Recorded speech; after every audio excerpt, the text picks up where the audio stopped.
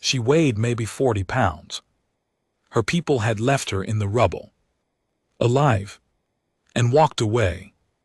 No argument, no backward glance, just gone. And Staff Sergeant Marcus Webb, a man who had been told his entire career that the Valthari were the enemy, knelt down in the ash, pressed his hand against her wound, and made a decision that would eventually change two civilizations. This is that story. Before we get into it, there are three things you're going to learn today. First, why the Valthari abandoned their own children as a cultural practice, and why it meant something completely different than what humans assumed. Second, what Marcus actually risked by saving her, and I mean legally, militarily, and physically, because this wasn't a small act of kindness. This was an act that could have ended with him in a military prison. And third, what the little girl, who Marcus would eventually call Sable, did 23 years later, and why every single human on Earth owes her something. Strap in, this one's long. This one earns it. To understand why Marcus did what he did, you need to understand the world he was standing in. It was 2021, 11 years into what everyone officially called the Valthari Contact War, and what everyone unofficially called the mess. The Valthari hadn't come here to conquer us. That's the part history books sometimes leave out. They came because their home system was dying. A slow stellar expansion, their sun, going orange giant ahead of schedule, had given them roughly 140 years before their planet became uninhabitable. So they sent colony ships, dozens of them, and 3 of those ships ended up pointing at the same star we call home. Earth's governments made a choice, not a proud one. They chose to fight. Now you might be wondering why. Why not negotiate? Why not share? And the honest answer is complicated. The Valthari don't communicate the way we do. They're not telepathic, they're not hive-minded, but their social structure is built around a concept that humans don't really have a clean word for. The closest translation is the settled truth. The idea that a thing spoken by an elder is not a suggestion, it is reality. You don't negotiate a settled truth. You receive it. Our diplomats sat across the table from Valthari elders and heard things like, "This planet will sustain 200 million of our people. We will begin settlement in the 3rd season." Not, "We'd like to discuss settlement." Not, "What do you think?" Just, "This is what will happen." And humanity, being humanity, heard that as a declaration of war. Maybe it was, maybe it wasn't. By 2021, nobody was asking that question anymore. They were just trying to survive the answer. Here's what makes Marcus Webb different from almost every other soldier in that war. He actually read the field xenocultural briefings. Most soldiers, those briefings, thick packets of dry, academic language about Valthari social structure, biological quirks, communication norms. Most soldiers use them as packing material. Marcus read every single one. Not because he was an academic, not because he was soft, because he grew up in a house where his grandmother always said, "Before you decide someone is your enemy, at least learn their name." He was a combat medic first, infantry. Second, he'd served in the Kepler 22 corridor, the Sigma Draconis skirmishes, and 2 tour on occupied Valthari. Colony vessels. He had seen Valthari fighters in combat. He had seen what their plasma lances did to human infantry. He carried scars on his left shoulder. That proved it. He wasn't naive. He wasn't idealistic. He was just thorough. And on the morning of the 14th of March, 2021, thorough is what saved a child's life. Callister Station was a joint mining platform built on a moon called Eramis, orbiting a gas giant in the Tau Ceti system. Before the war, humans and Valthari had actually worked that platform together for about 8 months back in 2028, one of the only sustained cooperative operations in the entire contact war era. It didn't last, obviously. By 2219, Callister Station was a ruin. 2 battles had been fought over it. Human forces held the upper decks. Valthari forces had taken and re-lost the lower refinery sections, and the middle, the residential and logistics decks, was no man's land. Marcus's unit, Bravo Company 9th Expeditionary, had been given a clearance and secure order that morning. Go through the middle decks. Mark civilian areas for extraction. Look for survivors, human survivors it was implied. And report anything else. Anything else was the military's polite way of saying, deal with whatever you find. They moved in fire teams of 4. Marcus's team was him, a young rifleman named Corporal Desta Haynes, a demolition specialist named Tors, and their team lead Sergeant Akafer. They had been moving through the ruins for about 40 minutes when Tors radioed that he'd found something. His voice was flat, the kind of flat that means complicated. The corridor was partially collapsed. Ceiling beams down, emergency lighting, flickering amber through the smoke. And in the corner, half hidden under a fallen support strut, was a Valthari child. Now I need to stop here and describe what Valthari children look like, because it matters enormously to what happens next. Adult Valthari are imposing. They stand between 6 and 7 ft tall. Their skin is a deep gray blue, almost iridescent under direct light. They have 4 upper limbs, 2 primary arms and 2 secondary limbs that function somewhere between arms and sensory organs. Their facial structure is elongated, with wide-set silver eyes and a mouth that splits in 3 directions when they speak. In combat, they look terrifying. In propaganda, they look monstrous. That was very much intentional on the part of Earth's media infrastructure. But this child looked nothing like that.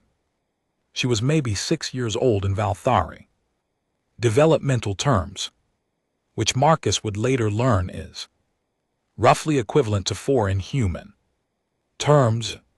She was tiny, thin-limbed. Her secondary arms hadn't fully developed yet. They were more like little nubs at her shoulders, barely visible.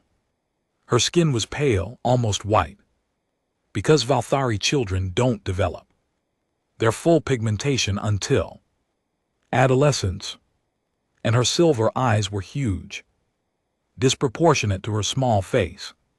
She was looking up at Marcus with an expression that he would describe in his official report as visibly distressed but non-threatening. In his personal journal, he described it differently.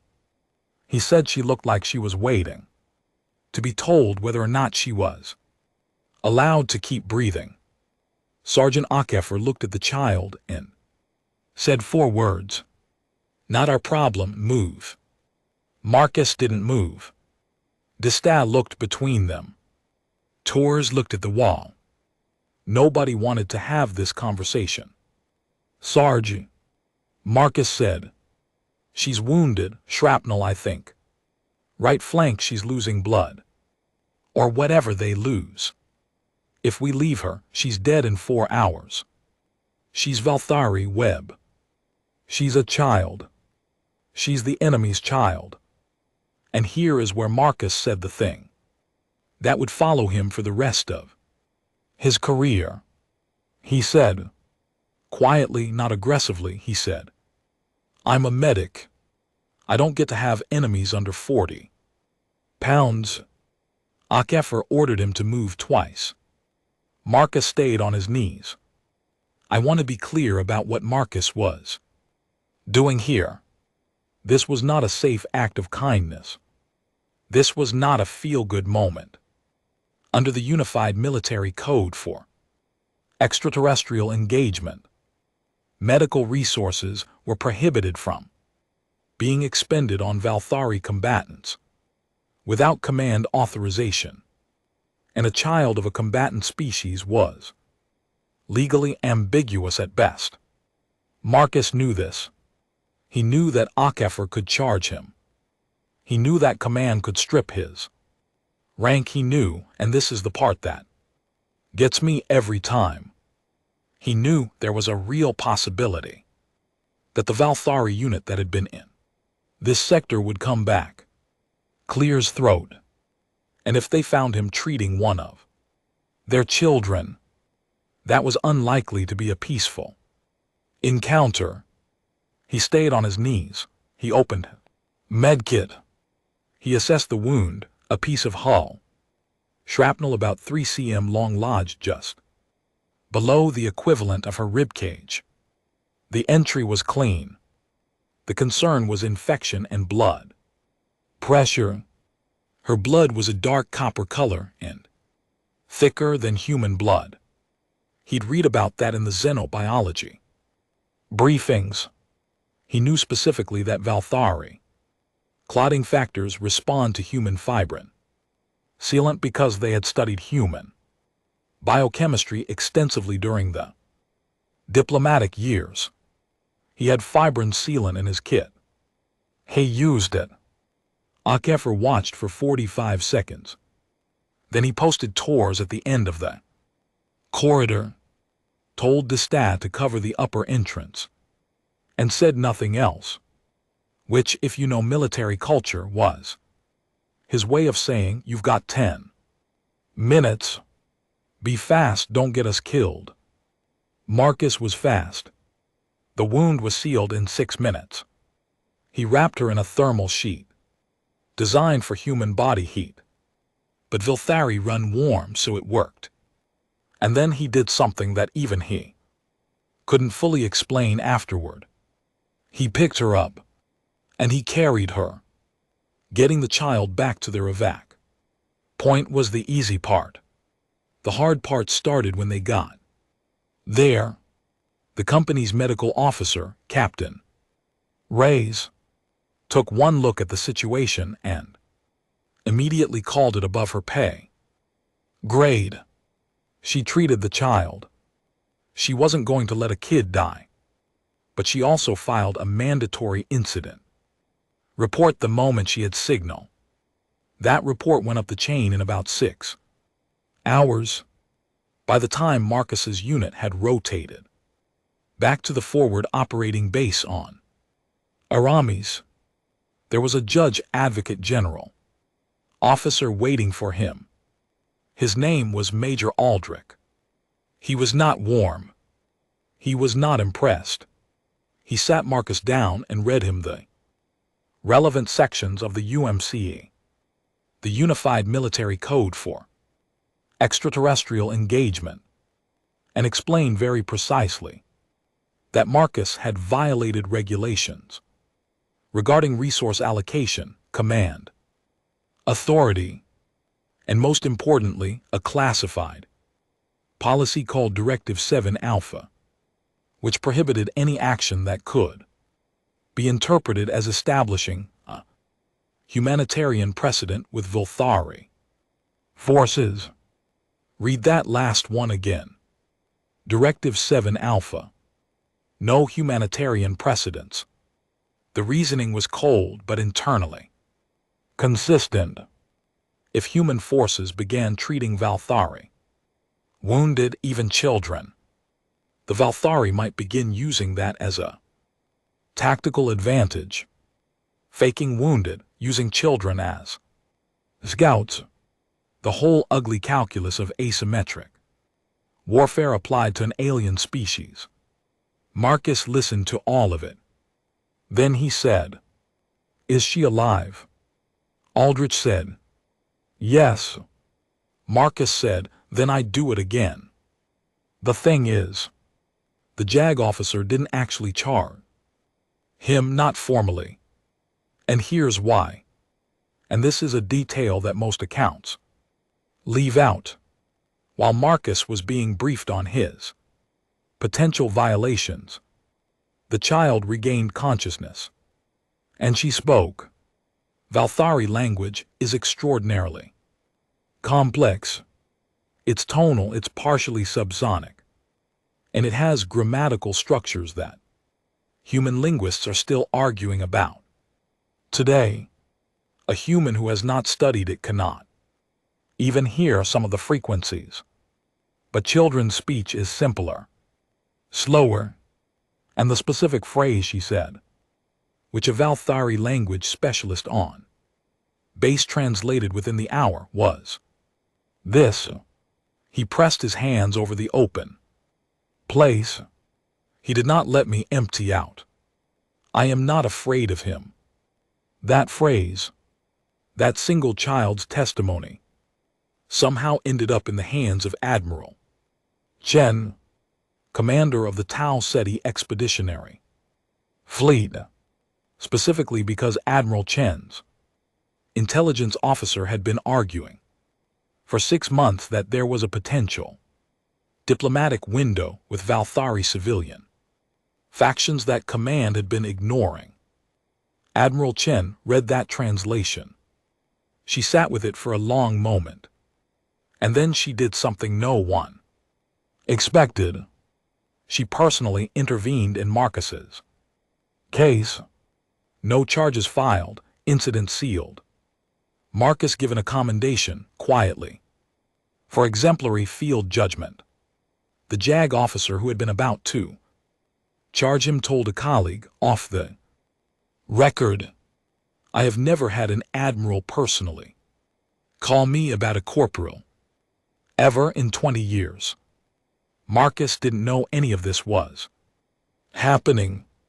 He was in a barracks room on Aramis, reading to the child from a tablet, a simple illustrated story he'd found in the station's education archive, originally designed to help human kids learn basic Tau Ceti system geography. He'd pointed at pictures, said the human words. She'd listened with enormous silver eyes, and slowly, carefully pointed back and made sounds. The translation team would later tell him that in those 3 days, the child had essentially begun building a bridge between her language and his, not because anyone told her to, just because he'd talked to her like she was worth talking to. The war ended in 2231, not with a decisive military victory for either side. It ended because both civilizations were exhausted, because the economic cost was staggering, because a generation of young humans and young Valthari had grown up knowing nothing but this conflict and were beginning to ask why. The armistice of Kepler's station was signed on June 3, 2023. A power-sharing agreement for 6 contested systems, provisional joint settlements, restricted zones, a slow, painful, bureaucratic peace. Most people think the armistice was the end point. It wasn't. It was the beginning of the hard part. Because peace between species, actual peace, The kind where you're not just waiting for the next escalation. Requires something that treaties can't provide. It requires trust. And trust requires someone who's lived on both sides of the line. Her name in Valthari was a tonal phrase that roughly translated to the small one who is not lost. Marcus had called her Sable in those early days for her pale coloring, ironically, and the name stuck. She chose to keep it as her official human interface designation. After the armistice, Sable did something unprecedented. She formally petitioned the Valthari High Council, the body of elders who held the settled truth, to be recognized as a diplomatic emissary to human space. This was almost unheard of. Valthari elders don't typically send young people to do diplomatic work. That's considered an insult, implying the matter is too minor for a true elder. But Sable didn't go as a representative of youth. She went with testimony. She stood before the human Valthari Joint Reconciliation Council, a body that had existed for 3 years and accomplished approximately nothing. And she told her story. Not a political speech. Not a list of demands. A story.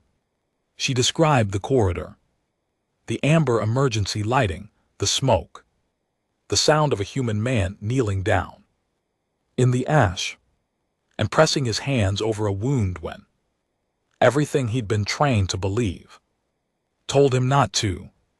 She said it in both languages, alternating sentences. And she said this: I spent 23 years trying to understand what Marcus Webb was. He was not following orders. He was not making a calculated peace offering. He was just unable to walk past. I have studied your species extensively since then. I believe this is one of the things that defines you. The inability to walk past. You call it many things: compassion, duty, stubbornness. We have a word for it in our language. 2. It is a very old word. It predates our wars and your wars. It means the one who stays when the others leave. I am asking this council, I am asking you to be the ones who stay. The chamber was quiet for a long time. After that, the reconciliation talks that had been stalled for 3 years moved to active negotiation within 6 weeks. Within 2 years, the first joint settlement was established. Within 5, children in that settlement, human and Valthari, attended the same schools. Marcus Webb was there for the groundbreaking ceremony.